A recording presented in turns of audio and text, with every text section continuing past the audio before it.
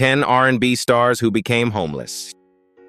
Imagine the voices that once ruled the radio-filled stadiums and topped the charts reduced to sleeping in cars, on couches, or even in the streets.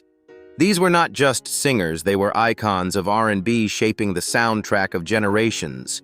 Yet behind the glitter and gold records, many faced devastating falls from grace. From David Ruffin to Lauryn Hill, their stories prove that fame offers no guarantee of stability. This isn't just music history, it's a wake-up call. Stay tuned as Legends of Black Excellence uncovers the shocking truth about 10 R&B stars who became homeless. Will their struggles change how you see them forever? David Ruffin. David Ruffin's name will forever be linked to the golden era of Motown, where his gritty emotional delivery made songs like My Girl Ain't Too Proud to Beg and I Wish It Would Rain timeless classics. As the lead singer of The Temptations during the group's peak, Ruffin's voice was not just recognizable, it was electrifying. His rise from rural Mississippi, where he was born in 1941, to fronting one of the biggest groups in the world should have been the stuff of legends. And for a while it was. But beneath the applause, a darker story unfolded. By the late 1960s, Ruffin's personal battles began to overshadow his talent. Fame brought fortune, but it also fueled destructive habits. His addiction to drugs became well known within Motown, straining relationships with bandmates and management. In 1968, at the height of success, he was fired from The Temptations. Though he launched a solo career that included hits like My Whole World Ended the Moment You Left Me, his personal demons continued to sabotage his professional momentum. During the 1970s and 1980s, Ruffin's life spiraled further. Reports surfaced that the once glamorous star often lived without stable housing. Friends and associates recalled times when he drifted from place to place, lacking the security his talent should have guaranteed. Imagine a man whose voice once filled sold-out arenas, now struggling to find a roof over his head. That was Ruffin's reality. His homelessness was not constant, but came in painful waves, often tied to his battles with substance abuse and money mismanagement. Even amid his struggles, Ruffin never stopped singing. He performed sporadically, sometimes with fellow Motown alumni, sometimes on his own. Yet the sparkle of earlier years never fully returned. In June 1991, Ruffin died at just 50 years old from an overdose in Philadelphia, a tragic ending that highlighted how far he had fallen from the dazzling stages of the 1960s. His funeral drew hundreds of fans, and even in death, his voice remained immortalized in vinyl grooves and radio waves. David Ruffin's story is one of heartbreaking contrast, a man who gave the world joy through music but could not escape his own turmoil. His homelessness serves as a stark reminder that even the most celebrated voices can be silenced by life's harshest battles. When fans hear My Girl today, they often smile at its sweetness, but behind that joy lies the tragic truth of an artist who once had everything only to end up with nothing.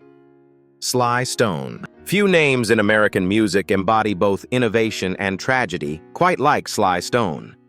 Born Sylvester Stewart in 1943, he redefined soul and funk in the late 1960s and early 1970s with his band Sly and the Family Stone.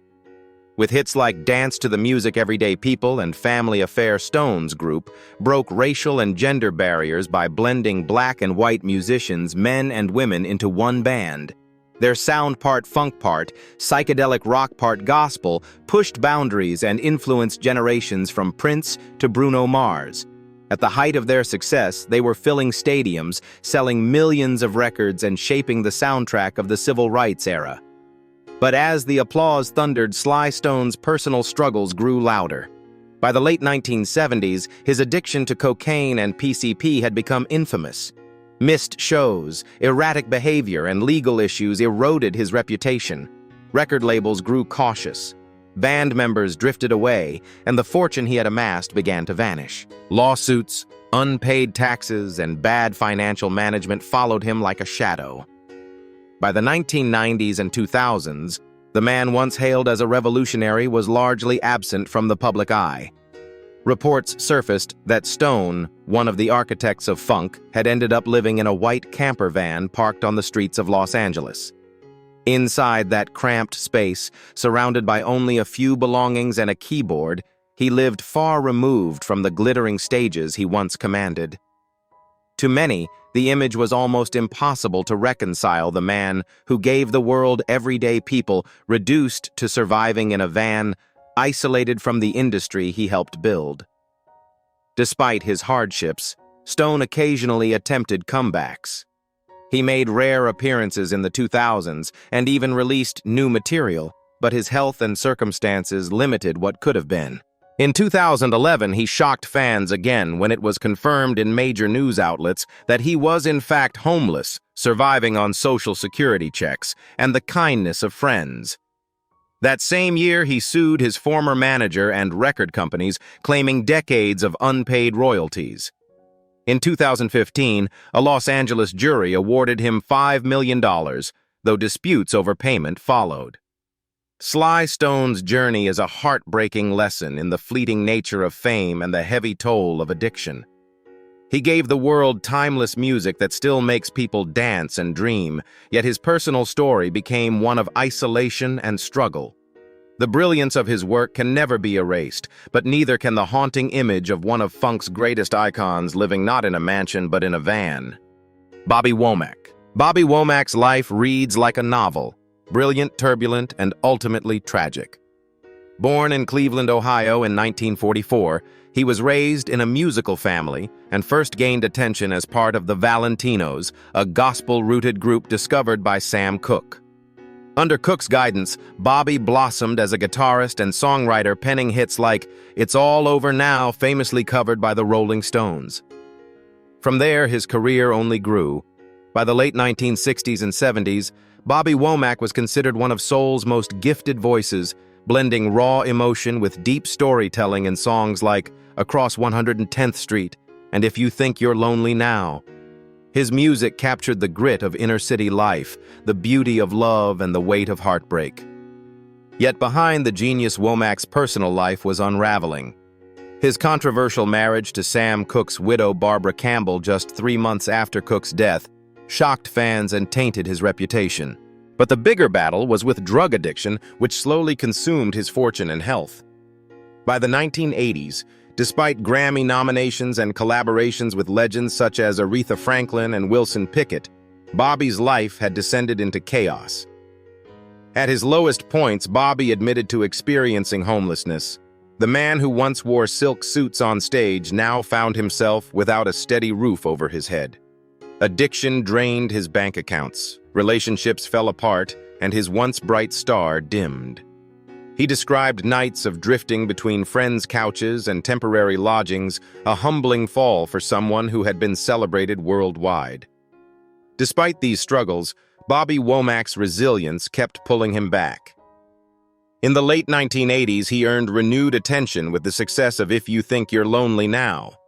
Younger audiences discovered his voice when Across 110th Street was featured in Quentin Tarantino's film Jackie Brown in 1997. Later in life, Damon Albarn of Gorillaz invited Womack to sing on Stylo, introducing him to yet another generation. But his years of hardship could not be erased. He battled diabetes, colon cancer, and early signs of Alzheimer's disease. Even as he stood on stage, fans could see the scars of a man who had lived too hard for too long. His final album, The Bravest Man in the Universe 2012, was both a comeback and a farewell, praised for its raw honesty. On June 27, 2014, Bobby Womack passed away at 70. He left behind not just a catalog of music that defined soul's storytelling power, but also a cautionary tale of how quickly the highs of fame can give way to the lows of despair. From chart-topping glory to the streets, Womack embodied the fragile line between genius and tragedy. Cuba Gooding Sr. Cuba Gooding Sr. was the man whose voice defined an era. Born in Harlem in 1944, he rose to prominence in the 1970s as the lead singer of The Main Ingredient, a group celebrated for smooth harmonies and soul-stirring hits. Their songs especially Everybody Plays the Fool, 1972, and Just Don't Want to Be Lonely. 1974 became timeless R&B classics still spun on radios and at family gatherings decades later. With his rich baritone and charismatic stage presence, Gooding embodied the elegance of soul at a time when the genre was crossing over into mainstream popularity. But like many artists of his generation, the rewards of fame didn't always translate into long-term stability. As trends shifted and disco and funk overtook the charts, the main ingredient's prominence declined. Gooding continued to tour and record, but the consistent financial security that once came with packed shows and record sales began to fade. The music industry is often unforgiving, and sustaining success over decades can be nearly impossible without careful management. Behind the scenes, Gooding wrestled with personal struggles and financial instability. Though not as widely publicized as the turmoil of other R&B stars, insiders reported that he endured periods of housing insecurity. At times, he lacked a permanent residence, drifting through stretches of instability as he tried to balance family obligations, health issues, and the fading returns of a music career that had peaked in the 1970s. It was a painful irony the man who had sung so convincingly about loneliness and heartbreak also knew what it meant to feel unmoored in his own life. Gooding never completely disappeared. He kept performing with different lineups of the main ingredient, and his passion for music never left him. His enduring influence also carried on through his children, most famously the Academy Award-winning actor Cuba Gooding Jr., who often credited his father's artistry as an inspiration. Yet even with a successful son, the elder Gooding's later years were not easy. Balancing pride with hardship, he tried to hold on to dignity even as life tested him. Tragically, on April 20th, 2017, Cuba Gooding Sr. was found unresponsive in his car in Woodland Hills, Los Angeles. He was 72 years old. His passing stunned fans who remembered him not just for his music, but also for his warmth and infectious smile. The cause of death was later ruled an accidental drug overdose, closing the chapter on a life filled with both soaring highs and sobering lows. Cuba Gooding Sr.'s story is a reminder that fame is fleeting, and even the most unforgettable voices can face obscurity and struggle when the spotlight dims. He sang of human fragility in his hits, and in many ways his life reflected the very themes that made his music resonate. Chico DeBarge. Chico DeBarge's story is one of raw talent weighed down by personal demons. Born Jonathan Arthur Chico DeBarge in Detroit in 1966, he was part of the famous DeBarge family, a dynasty that produced several chart-topping acts during the 1980s. While his siblings found fame with songs like Rhythm of the Night, Chico carved his own lane in R&B with his 1986 debut single, Talk to Me. The song shot up the charts, earning him recognition as a promising young artist who blended smooth vocals with streetwise grit. But just as his career was beginning, Chico faced his first major downfall. In 1988, he was convicted of drug trafficking and sentenced to prison, spending 6 years behind bars. That experience altered the trajectory of his career and his life. While in prison, he kept writing and planning his return to music, and upon release in the mid-1990s, he came back strong with the album Long Time No See, which spawned the hit Iggin' Me. For a brief period, Chico seemed poised to rise above his troubles. Yet the cycle of addiction and legal issues continued to haunt him. Throughout the 1990s and 2000s, Chico was repeatedly arrested for drug possession. His battles with heroin in particular derailed his ability to maintain stability. At times, he spoke openly about experiencing homelessness during his darkest moments. Without consistent income, weighed down by arrests and rehabilitation efforts, he endured periods of sleeping wherever he could find shelter. For someone who had once enjoyed chart success and national tours, this was a devastating reality. Despite these hardships, Chico remained determined to keep music in his life. He released additional albums like Free 2003 and Addiction 2009, both of which reflected his inner battles and search for redemption. Fans admired his honesty, but the shadow of his struggles was never far behind. Arrests continued into the 2010s and 2020s, further damaging his reputation and his finances. In 2020, he made headlines again after being arrested in California for drug possession and false impersonation, a sign that his personal demons were still unresolved. Chico's story is tragic but also deeply human.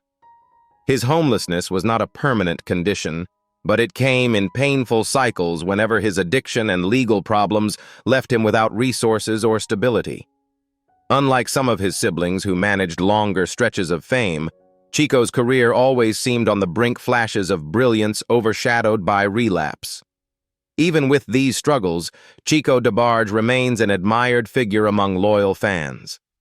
His voice, raw and heartfelt, carried the weight of lived experience.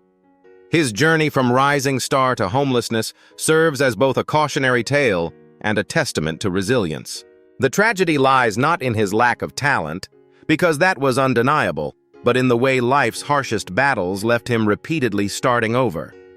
Billy Preston. Billy Preston's story is one of astonishing brilliance shadowed by heartbreaking decline. Born in Houston in 1946 and raised in Los Angeles, he was a child prodigy at the keyboard. By age 10, he was already performing with gospel legends like Mahalia Jackson, and by 16, he was on tour with Little Richard. His boundless energy and extraordinary skill quickly made him a sought-after collaborator. It was the Beatles who gave him a nickname that stuck, the Fifth Beatle. Preston played keyboards on their iconic 1969 hit Get Back, and his presence in the studio was so vital that he remains the only musician ever credited on a Beatles single alongside the band. His genius wasn't limited to the Beatles. He worked with the Rolling Stones, Aretha Franklin, Eric Clapton, Ray Charles, and countless others.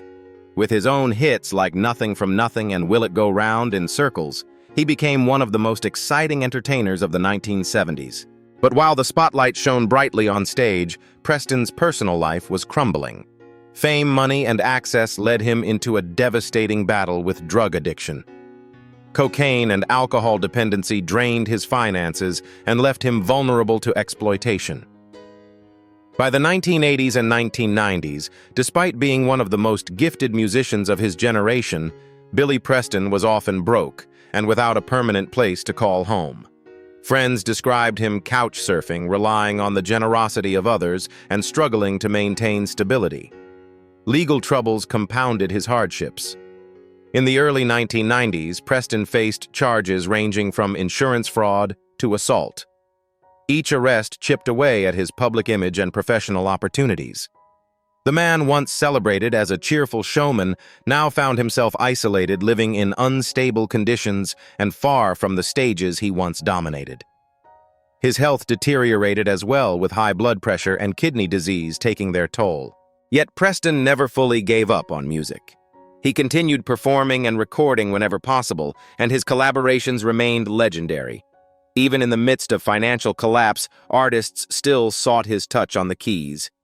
His final recordings included work with Eric Clapton and participation in the Red Hot Chili Peppers' Stadium Arcadium sessions. Billy Preston died in 2006 at the age of 59 after falling into a coma from complications of malignant hypertension and kidney failure. He left behind a complex legacy, one of the greatest session musicians in history, a showman whose smile and energy lit up stages, and a cautionary tale of how even global acclaim cannot guarantee stability. Homelessness was a dark chapter in his journey, but his music continues to remind the world of his light. Lauryn Hill. Lauryn Hill's rise in the 1990s was nothing short of meteoric. Born in 1975 in South Orange, New Jersey, she first caught the world's attention as part of the Fugees, the hip-hop R&B group that redefined conscious music. Their landmark 1996 album, The Score, sold more than 17 million copies worldwide and made Hill an international star. Just 2 years later, she released her solo debut, The Miseducation of Lauryn Hill. The album earned 5 Grammy Awards, including Album of the Year, and established her as one of the most important voices in modern music. Hill's unique ability to fuse hip-hop, reggae, and soul while tackling themes of love, spirituality, and identity positioned her as a cultural icon. But as her fame soared, Lauren's relationship with the music industry soured. She withdrew from the spotlight, retreating into private life and raising 6 children. While her absence only deepened her mystique, it also set the stage for financial instability.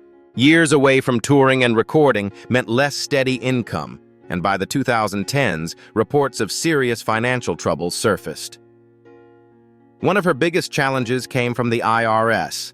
Hill failed to pay federal taxes on more than $1.5 million of income earned between 2005 and 2007. In 2013, she pleaded guilty to tax evasion and was sentenced to 3 months in prison. During this time, her financial situation deteriorated so badly that she faced eviction notices.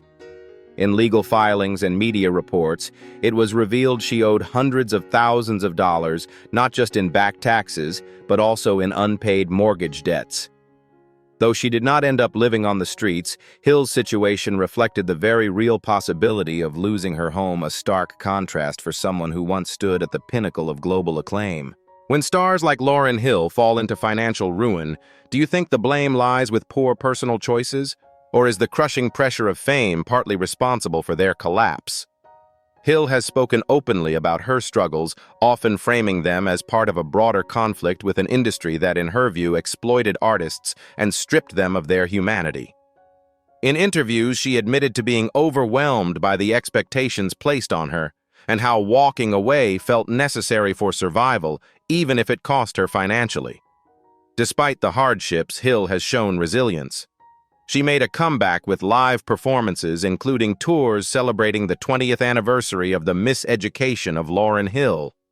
While fans often criticized her lateness and erratic stage presence, the shows reminded the world of her brilliance.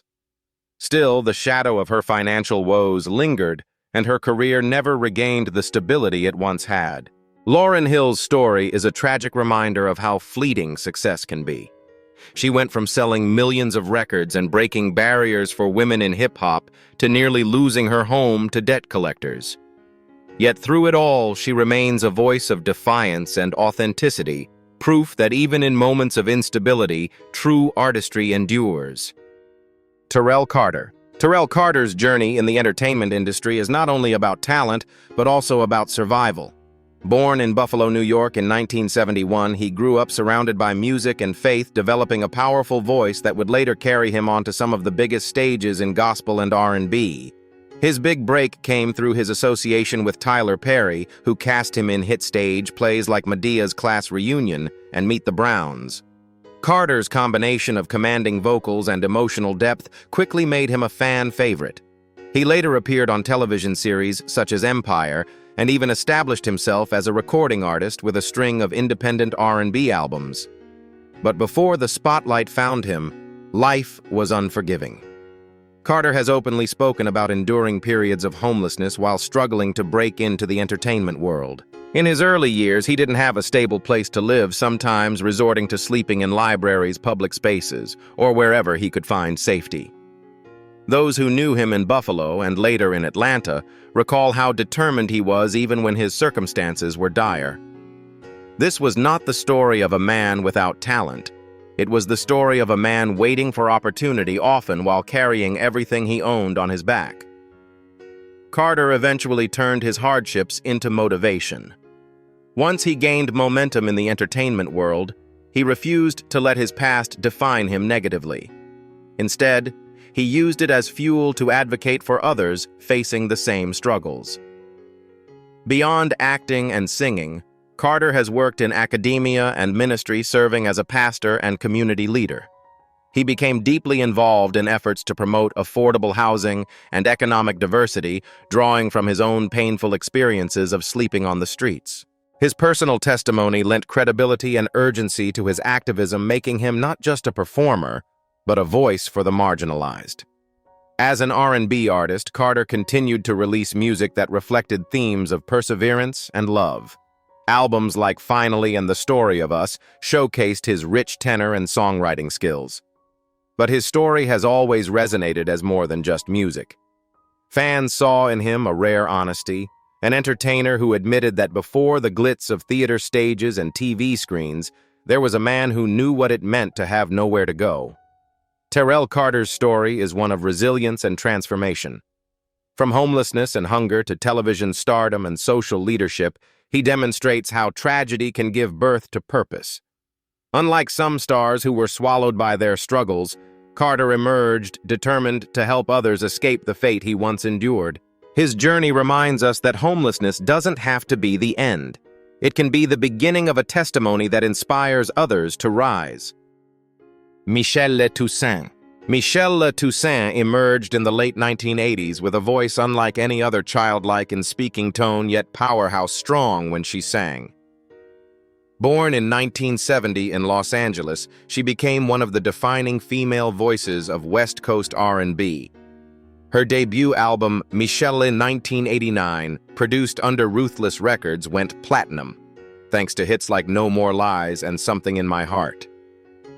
She became the first lady of the burgeoning hip-hop R&B fusion scene, collaborating with figures like Dr. Dre and Suge Knight. But behind the success was a nightmare.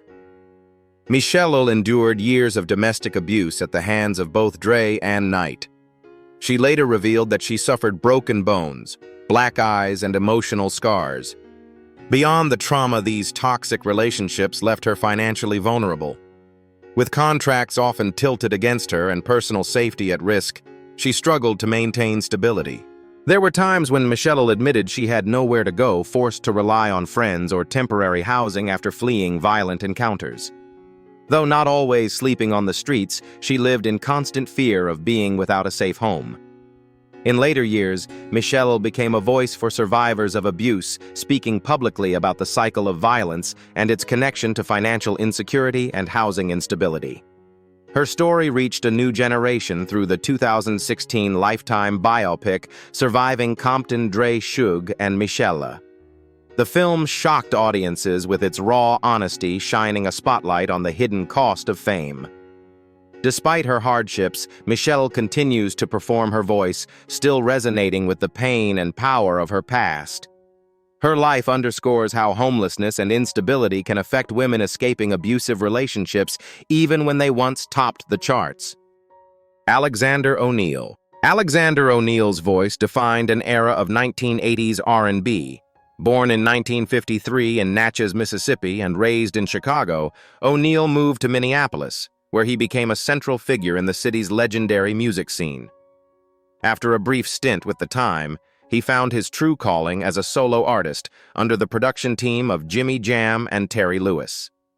His albums Hearsay 1987 and All True Man 1991 produced international hits like Fake Criticize and If You Were Here Tonight.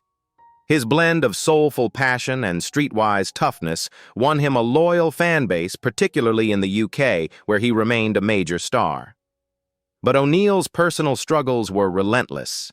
He grew up in poverty, and even after achieving fame, he wrestled with addiction and financial instability. At different points in his life, O'Neal spoke candidly about being on the verge of homelessness, sometimes relying on relatives or friends for shelter. Unlike some stars who hid their difficulties, O'Neal was brutally honest about how fame did not erase the poverty that shaped him. His candor endeared him to fans, but also revealed the stark reality of an artist trying to survive outside of the spotlight. O'Neal never stopped performing.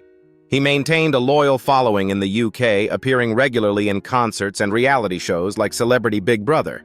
But his financial life remained fragile, a reminder that steady income from music is not guaranteed even for artists with platinum albums. Now in his 70s, Alexander O'Neal has spoken of redemption, continuing to record and share his story as a cautionary tale. His battles with near homelessness show that the line between celebrity and survival is thinner than many realize. When we reflect on these 10 R&B stars who once commanded stages and then faced the harsh reality of homelessness, we're left with a haunting truth. Fame is fleeting and even legends can fall.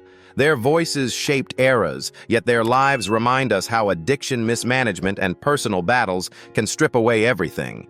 From David Ruffin's troubled genius to Lauryn Hill's financial struggles, each story carries both triumph and tragedy.